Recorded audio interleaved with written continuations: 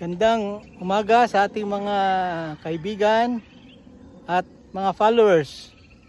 Ngayon po ay linggo, July 7, 2024. So, makikita nyo ang daming bunga ngayon ng ating pula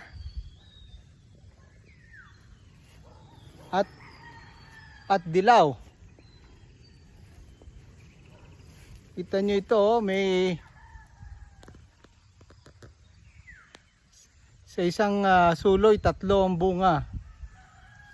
Kasi araw-araw ang ulan dito sa Malainin Luma.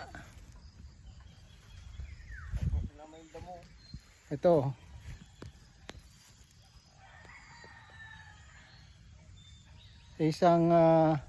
Sa isang suloy 3.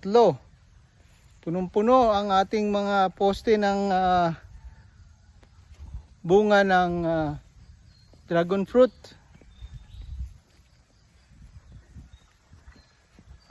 Marami rin ang hinog na rin. Kagaya nito, medyo hinog na. Kaya tanggalin natin yan. Matatanggal na ito mamaya para ma-harvest. At marami ring bulaklak ang ating dilaw. Pero mabagal ang ang dilaw, mabagal ang paghinog niya.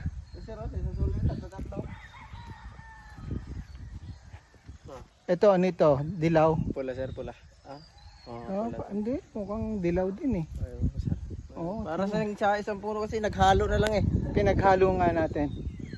Ano masasabi mo Arman? Okay naman po. Matamis kasi langgam na po no. Sunod-sunod ang bunga ng ating mga dragon fruit, dilaw at pula. At dumadami ang yung mga langgam natanggal mo lahat Arman? Meron pa sir, yung iba sir. O i-spray mo, ha?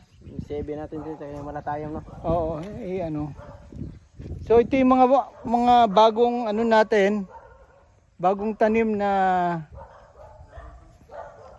poste. Pero namumunga na rin. Delayed ito ng mga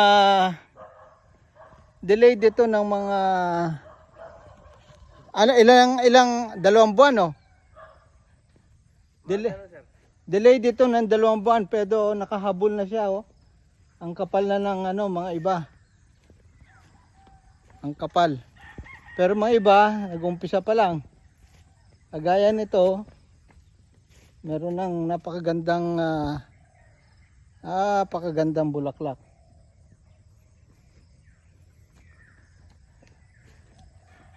Ito bigyan natin ng 3 buwan at magbubunga na rin itong ating mga bagong poste. At makikita nyo bagong grass cutter din ang ating area 1 dragon fruit farm. Kasi nga araw-araw ay umuulan, mabilis din ang tubo ng damo. Kaya kasama sa trabaho ni Arman at saka ni Dodong pag grass cutter.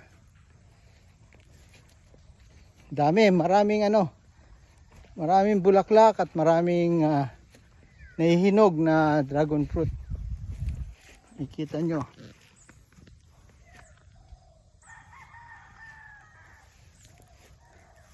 So yan po ang aming balita ngayong linggo, July 7, 2024. Maraming salamat at happy Sunday sa inyong lahat.